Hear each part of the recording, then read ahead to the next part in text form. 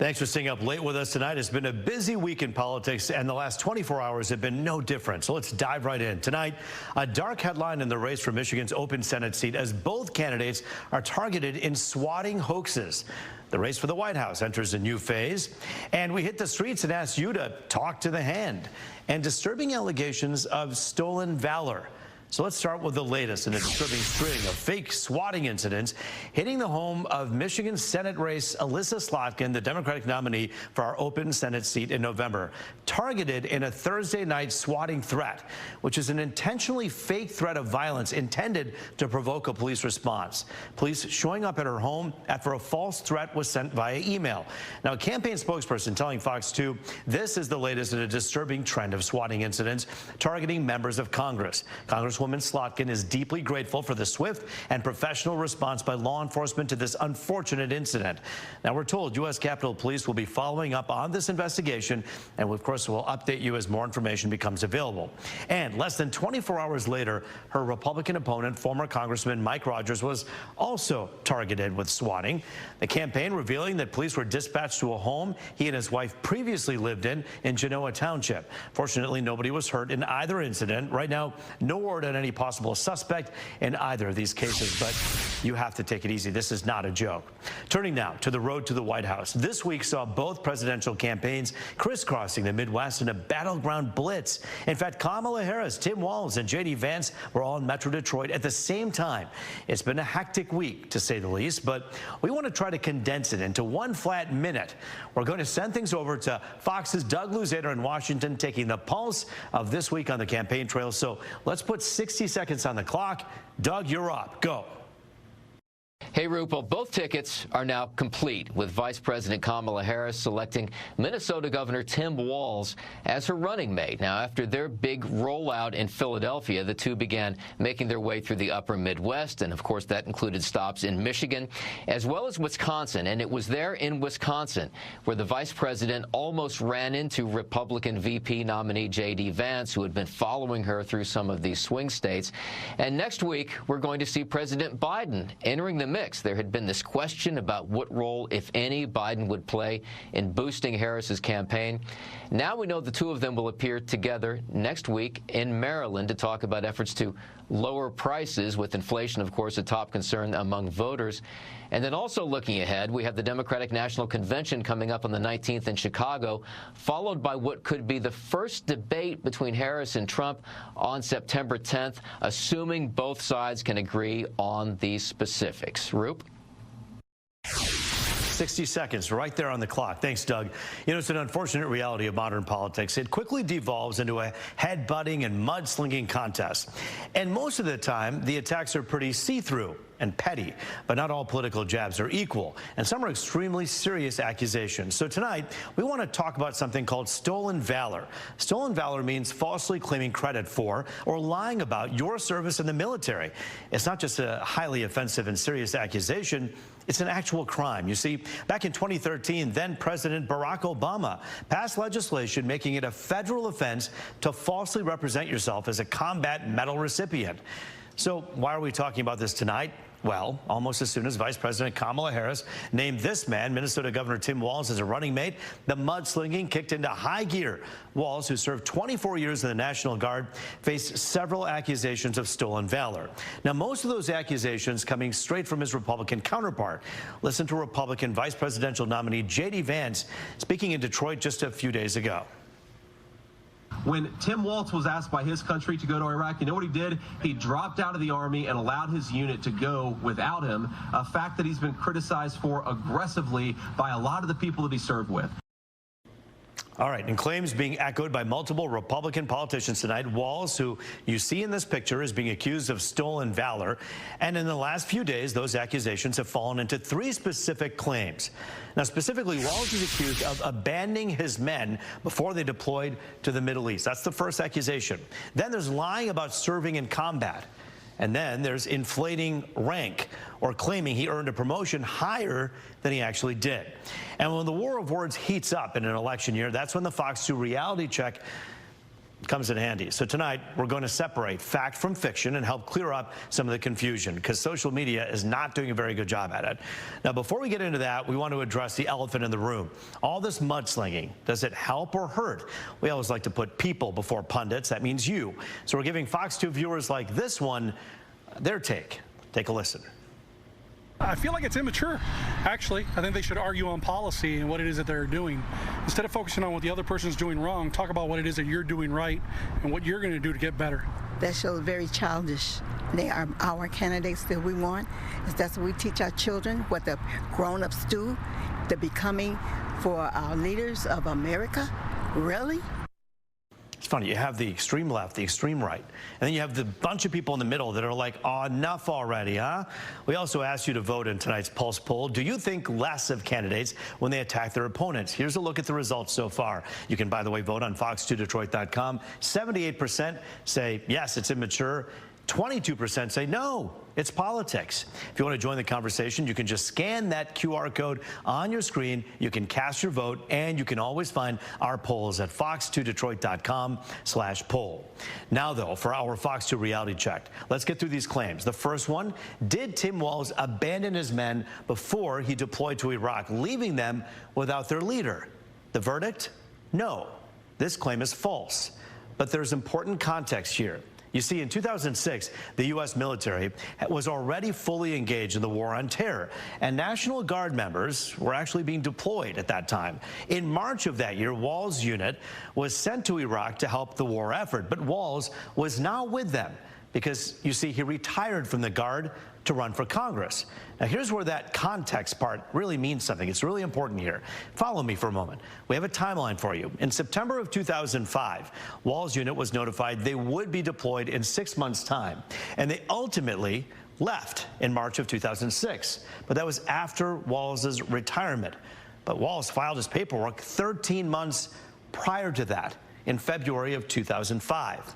So no, while it's true Walz did not deploy to Iraq with his men, there's no evidence that he abandoned his unit by avoiding deployment to Iraq. Now to the second claim. Did Walz lie about serving in combat? In a manner of speaking, you could argue yes. The debate stems from a claim made by Walz during a speech about background checks for gun purchases. Now take a close listen to the words he uses, because they're really important. We can make sure we don't have reciprocal carry among states, and we can make sure that those weapons of war that I carried in war is the only place where those weapons are at. You can't just say that. That quote is key. Weapons of war that I carried in war. Well, let's set the record straight. Governor Walz has at no time been deployed to an active war zone, and there is no public record of him ever having to discharge a weapon at an enemy combatant or being fired upon. In fact, in an NPR interview in 2018, during his re-election campaign for governor, Walz acknowledged that. So that leaves real questions about why he said that he carried weapons like these in a war at that speaking engagement. That's false. The third accusation, did Governor Tim Walz lie about his rank? Well, remember earlier we talked about how Walz left the National Guard in 2005 to run for Congress in 2006? Well, here's a clip from a news conference on Wednesday, February 12th, 2006. Take a listen. I'm a retired command sergeant major. I spent 24 years in the Army National Guard. Walz describing himself as, quote, a retired command sergeant major. For context, this is a chart showing the military rank structure. Walz called himself a retired command sergeant major. That's this rank all the way to the right here, all right? Now, that's categorized as a E9. That's the grade of it, and one of the highest ranks for enlisted service members. But according to Walz's service record, he officially retired as a master sergeant. That's one grade lower. So why the discrepancy? Well, Walz, you see, did achieve the rank of master sergeant, but retired shortly after. And National Guard rules require serving in that role for 3 years to officially retire as that role. In the meantime, the Harris campaign website has a bio page, as you can imagine, for Walz, which included, by the way, the line, a retired command sergeant major in the Army National Guard. But this screenshot is from 48 hours ago. If you go to the website right now, it's been changed to reflect that he is not a retired command sergeant major, although he did serve as that rank. So any claims describing Walz as a retired command sergeant major are misleading and poorly worded at best. I know that's a lot, but you know what? You got to clear the air, because you hear these people on social media say one thing, the other people yell something else. What we just did was kind of unpack that for you in a way that you'll understand. Tonight, we're actually hearing for the first time from someone who served under Tim Walz.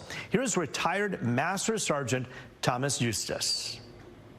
Like I said, I don't agree with a lot of his politics, but Tim Walz is a good man, and he was a good soldier. And for people to vilify him, it's just not right.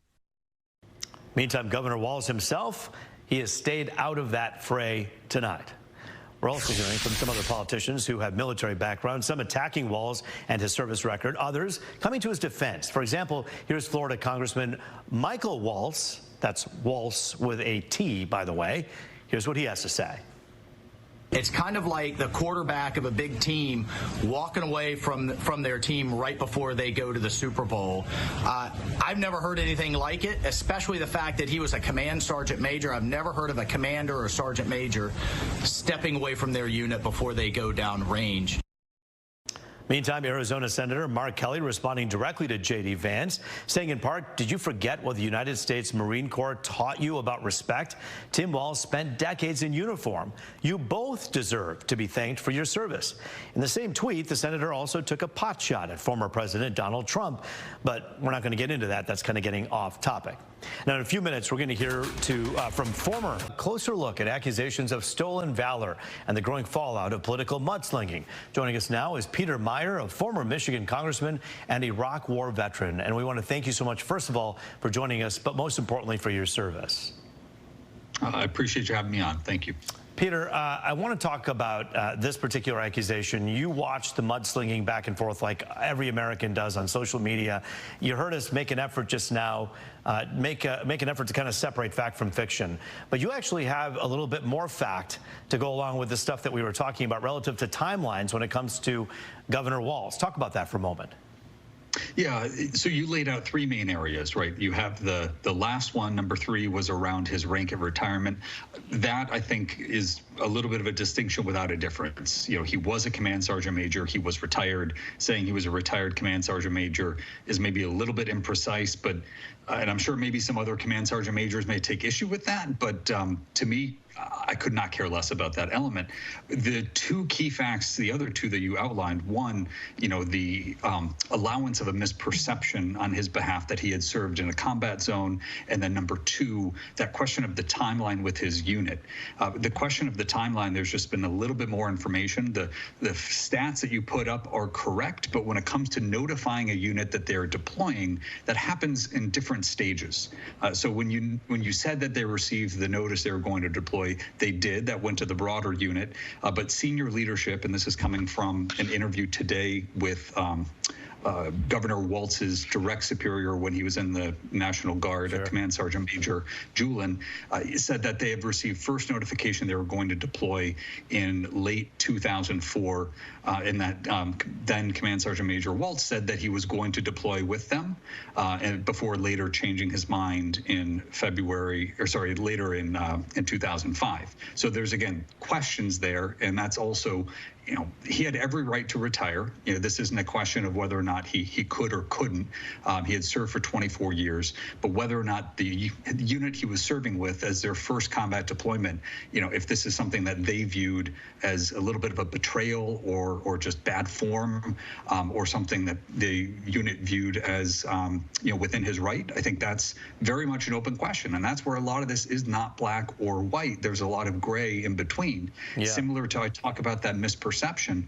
In multiple occasions, you know, he said things that were not untrue, you know, but led to an image that was false. You know, suggesting, you know, that he had served, and not saying it outright, but allowing that image to be created. That's why I say he was playing fast and loose, but it's hard for me to call it stolen valor to the level where you have people saying outright embellishments. Okay, Peter, let's talk about what this really means here in terms of, this is your tweet. It says, I'm going to, you're going to make not everyone really happy here with the take, but the bottom line is you say Walz played fast and loose, and then you go on to say this is not stolen valor. So that was your tweet that you put out. You got a lot of responses from it. But here's the bottom line. This man served 24 years and helped serve this country. Is that being lost in all of this, and is that a problem? Yeah, I think it can be. I think the challenge anytime a veteran moves away from the facts of their record, and this is something that there's every incentive in politics to play up what you did, to fit into a warfighter hero narrative, when the reality is, however somebody contributed in their service, that was necessary, that is respectful, that is important. You know, there's 10 combat support folks or 10 support personnel for every combat arms individual, at least in the U.S. Army, right? Everybody's a part of the team. We're in the same mission. The question becomes, and this is where it gets very much under the skin of veterans, is if you pretend or make it seem like you did something you did not, that you are trying to take that authority, take that credibility that others have earned by putting their lives on the line. If you try to take that, you know, that can diminish everything else that one may have done. But Peter, he knows the rules, sir. He knows the rule, Peter, that obviously you have to have that position for 3 years of command sergeant major when you retire to still be called that. He knew that. That's pretty clear to most military people, isn't it? To get the benefits, right? I mean, holding that rank, it's, you know, it is not at all inaccurate for him to say, I was a former command sergeant major, and I'm retired from the National Guard. You know, it's just if you shorten it up, and this is what it comes down to for me. If I hear he's a former command sergeant major who retired versus a retired command sergeant major, there's no difference in my mind who he is, what he did, and how I should regard him. It may have a difference in terms of what his retirement paycheck is. Sure. I don't really care about that. But if somebody is implying that they served overseas, as he did on multiple occasions, you know, even if he didn't say it outright, he allowed that misperception to be created. That paints a very different picture, and that is where that embellishment, that playing fast and loose, I think he really should not only clarify, but should apologize that that image was created in folks' minds. Yeah, because I was going to say, when you say you carried weapons, you're implying that you actually fought in war and you were at risk of being shot at or had the opportunity to protect your country by shooting yourself, and that's not the case. And I think that's where so many people are upset. You can see why, as being a former military person yourself. Yeah, absolutely. And there were multiple occasions he was holding up a sign at a protest in 2004 that said, Enduring Freedom Veteran. Operation Enduring Freedom was the war in Afghanistan, the broader post 9/11 counterterrorism conflict. Technically, he did deploy in support of that, you know, doing some base guard duties in Italy. Again, that's an important role. But if you say I'm an Enduring Freedom veteran, the image that's coming isn't that you were hanging out, you know, again, doing important work, right? It's that kind of a conflation, that slippiness. Well, I want to thank you for your time. I know we're limited on our time, but just to give us a sample of what we should be thinking about for context. Peter Meyer, thanks for your time today. And again, thank you for your service. I appreciate it. Thank you, Rube. Tonight, as Get Out the Vote enters a whole new era, we hit the streets and ask you to talk to the hand. That's coming up right here on The Pulse. Efforts to get out the vote. Should I eat the original Fritos or the chili cheese? You know, why not both? You only live once, right? Tell that to my doctor. Oh, hey, you caught me on my break. You want to know more about the push to get people to vote? Well, like our favorite snacks, politics keeps evolving. Follow me on this. If you're a millennial or older, you remember there was a time when you would sit down and watch music videos on television. It's crazy, right? Well, there's a time in the 90s where you would grab the remote, turn on the TV, and you'd see your favorite musical artists, like Madonna. But the Material Girl wasn't voguing. She was encouraging young people to vote. More than 30 years after its debut, the Rock the Vote campaign has registered a reported 12 million people. But again, times have changed, and so have strategies. And instead of meeting us in our living rooms, organizers are in the community. They're throwing block parties to sign folks up to vote. On the first day of early voting in Michigan, Detroit hosted a block party to get the feet in the streets. Rapper G. Mac Cash was alongside City Clerk Janice Winfrey. All the younger generation, get out here and vote because it's definitely making a difference, and we definitely need your vote, and your vote matters, and your vote counts. Man, what a time to be alive. Hip-hop is influencing politics like never before. Tell me about hot girls vote. You know, well... Pause it right here. This is Marshita Iwulomi with Next Gen America. Before she answers my question, here's some context. Hot Girls Vote is loosely inspired by the queen of the hot girl summer, Miss Megan Thee Stallion. Hot Girls Vote is really just thinking about what are the things that we care about. Like, what are the things that we care about? What are the issues that we want to speak to? Back in the field, Next Gen America is a nonpartisan group that we discovered that's also meeting young people in the community and urging them to use their voice. On this day, their office is Spirit Plaza in downtown Detroit. Next Gen State Director Carrington Kelsey. We're not here to tell them who to vote for, when to vote, but we are just here to give them the information and the access to vote. In this particular election cycle, what are you seeing from especially millennial and Gen Z voters? Yeah, right now we are seeing Gen Z voters saying that, hey, we have to make hard choices, but we're still going to stand true to our values, and we're going to say, hey, that we're going to stand against oppression anywhere else. With about 3 months until Election Day, we'll continue to see voter registration groups at parties like this with boots on the ground, hoping to get feet in the streets. Brandon Hudson for The Pulse. Thank you, Brandon, for that. Thanks for joining us as we try to make sense of this chaotic and confusing election cycle. Remember, I want to hear from you, so if you ever see me out and about and I got my cell phone with me, come up.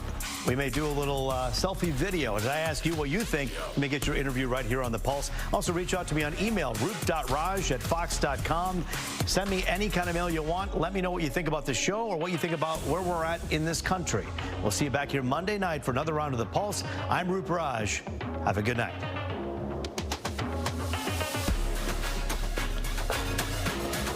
That worked.